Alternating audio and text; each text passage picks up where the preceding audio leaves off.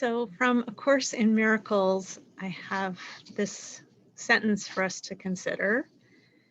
There is a light in you which cannot die, which is so holy that the whole world is sanctified by your presence. And today's topic is love's presence. And I want to talk a little bit about how you are love's presence and how I am love's presence. We are all love's presence. We sometimes forget and lose track of the idea that divine love is with us all the time. Some of us maybe have never felt it or have only felt it fleetingly, felt it in the moment when we have a new kitten or a baby or are just falling in love or heard a beautiful piece of poetry or dancing with abandon.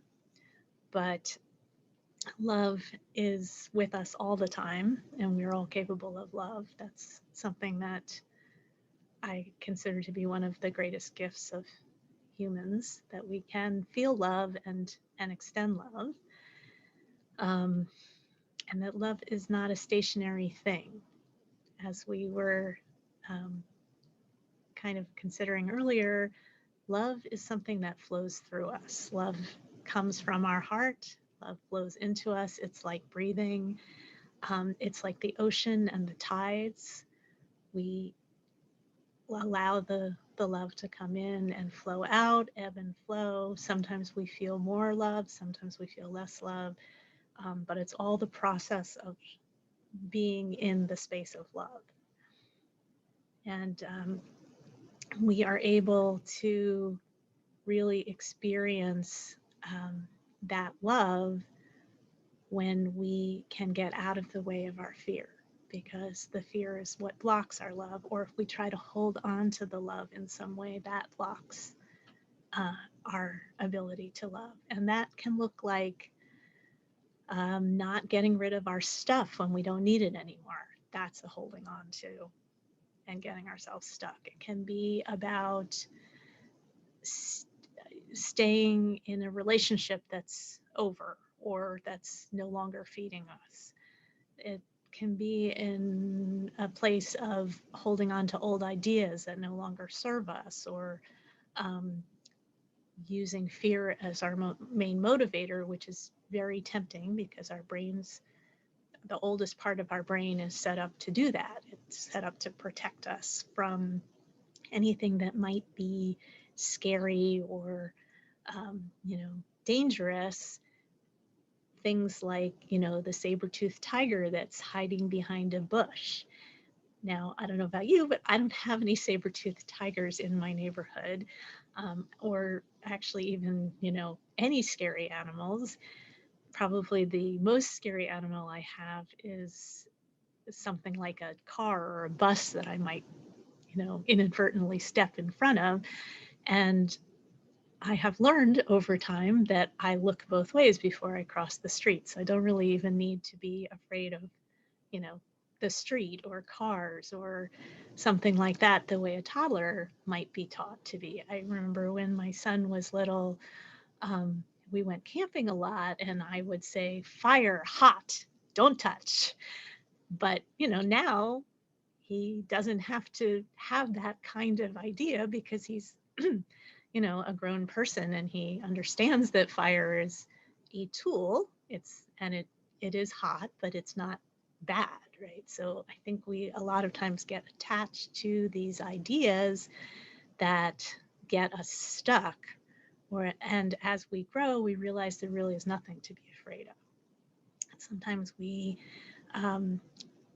will think we're afraid, but I'm telling you right now, just knowing that you're here on this moment with me, on this watching this video, being with me in this space, that you are okay, because you wouldn't be able to watch this or be with me if you weren't. And so the being able to stay in that space of being okay, of I am okay, I'm okay right in this moment, right in this now. I may not have been okay an hour ago. I may not be okay in another hour, but right now I am okay. I've shown up, I'm here. And then we have to kind of remember that the I wasn't okay an hour ago, that's a story. And that's a story that we are telling now about something that's over. And I'm not going to be okay in another hour. That's a story about fear also, because we don't know what's going to happen in another hour. We may be so okay in another hour that we don't even know what to do with ourselves. So when we are in love's presence, we are in a place where we know we are totally okay. And I actually had a little experience with that, that fear. Yesterday, I was with my son, and he's in the college process, and I was like, okay, you gotta start working on applying for some scholarships because I don't know if we can pay for college. And he's kind of, without actually saying no, he's basically not doing it. And I don't want to. I said, okay, look, I'm in a space where I don't want to nag you. I don't want to be in that place. I don't want to be telling you every day you got to do this. So this is your choice. If you want to do it, you can do it. If you don't want to do it, that's fine, but you're going to have to figure out how to pay for this, and that may have consequences down the road. And then I kind of got to thinking about that overnight, and I woke up today and I went, I'm trying to guilt him into doing it. That's not really okay either. Um, because it means that I believe that this isn't just going to work out. And I have had so much evidence over time that these kinds of things, the financial things, the whatever, just work out. So, yes, I don't know how we are paying for college, but that doesn't mean that we aren't, that that isn't going to miraculously appear in some way that I don't know. The way I paid for my own college was through scholarship. So that's what I know. That's my past. That's my beliefs. That's my story.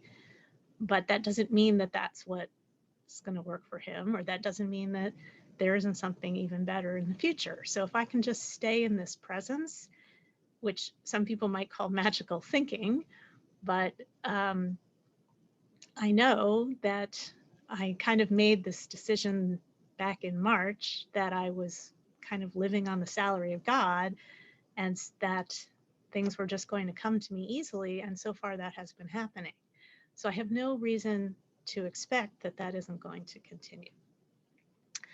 So I'm trying to let go of these kinds of beliefs and watch them and let them go so that I can just experience more trust and faith and love, which is a much more fun place to be than that place of fear. And although I'm talking about money, you could apply this same principle to anything, to clutter, to illness, to a relationship with some family member, your spouse, with whatever it is that your story is right now. You can let go of that being stuck by taking a step of faith into love is present, and I can allow that love to come through me. And sometimes we need like a metaphor. We can't just access that love, we can't access that trust. So the metaphor that you can use is some instant where you had that pure love for the kitten or the baby or the true love or the whatever it is, because we all somewhere in our lives have that moment, and it might have been a short moment, but a moment when we felt that love. And and that is the metaphor of that love is where we deserve to be all the time. So here's my little summary of what I just said. We can get stuck in a place by trying to hold on to love, or whatever metaphor we're using for love. But we all know what love feels like. So we can allow that love to keep flowing through us and remind ourselves what love feels like when we forget. And when I was leading us through this meditation earlier, I was having people breathe out and then breathe in. And part of the reason for that is that emptiness brings wholeness. So you can't add more to something unless you make space for it first. So if we breathe out judgments, stories, grievances, we're making a space for love to come in. So we're letting go of the stuff we no longer need, and then we're letting the love be able to start flowing through us. So the breath is the metaphor for that.